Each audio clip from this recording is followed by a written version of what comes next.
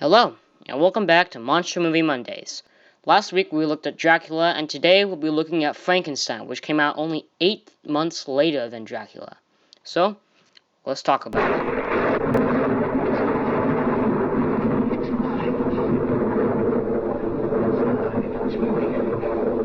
alive! Oh, it's alive! It's alive! It's alive! It's alive!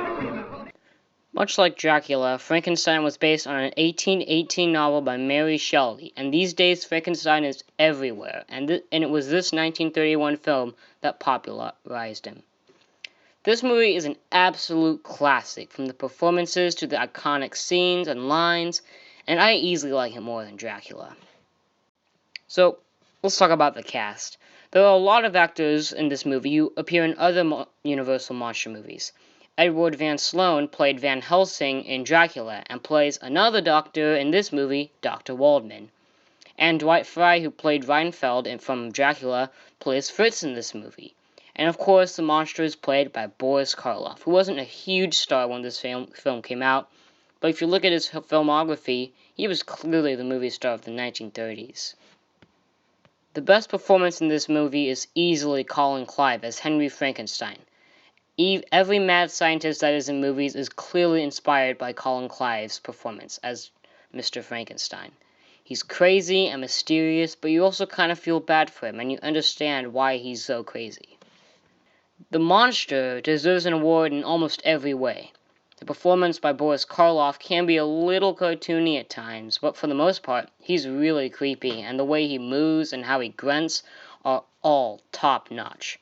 I also thought the makeup for him was perfect, and I think the person who did the makeup won an award for his work in the movie. The film also has some iconic scenes that will be in my brain forever. Easily the most famous is when the monster comes to life, and the classic line, It's alive! It's alive! It's alive! is screamed. Not only that, but the whole set, I realized, was just very interesting. There are all these little props and mad scientist objects that make it interesting to look in the background for details. Another really good scene is when the monster comes into Elizabeth's room. Much like Dracula, there's barely any sound, and the scare doesn't happen immediately, and there's no jump scare exactly. There's even this little bit where the monster is right behind her, and she turns and still doesn't notice him.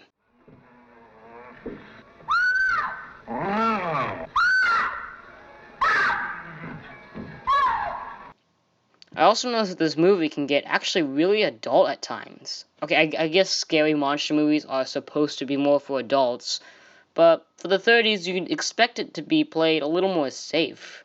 But there are some moments in this movie where I was like, wow, that's actually kind of adult or violent for the time, especially when Frankenstein drowns a little girl.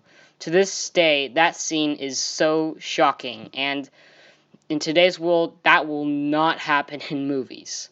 Though, yeah, you do have to ask if she can swim or not. No, you're hurting me! No!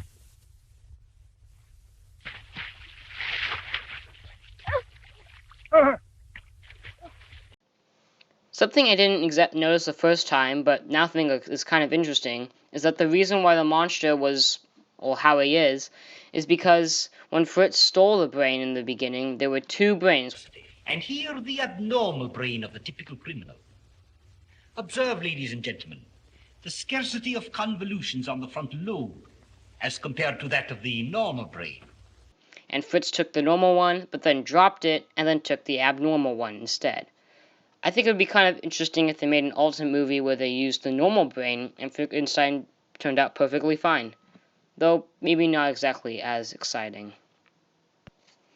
And the whole finale of this film is really exciting. The part where the monster throws Frankenstein off the building was a really shocking moment, and he hits the windmill fan things.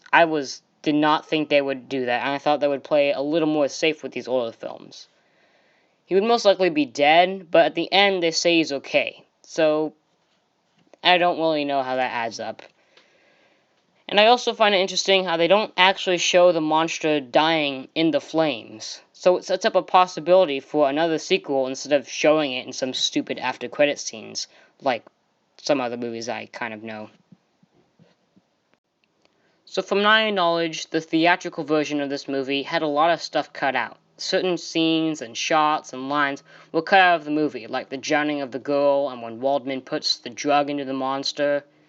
Okay, I guess the movie wasn't that adult when it came out. There's also a line said in the movie where Frankenstein sees the monster alive, and he says a line where he's talking to God for some reason. Oh, in the name of God, now I know what it feels like to be God. But that was cut out.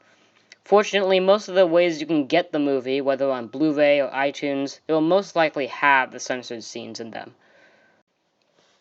Overall, Frankenstein is a great monster movie. It has iconic scenes and isn't that cartoony, actually. It's well paced with some good characters, and I think more people will be able to enjoy it these days, actually. Perhaps more so than Dracula. While not perfect, it will be recognized as one of Universal's most famous movies. Definitely worth a watch.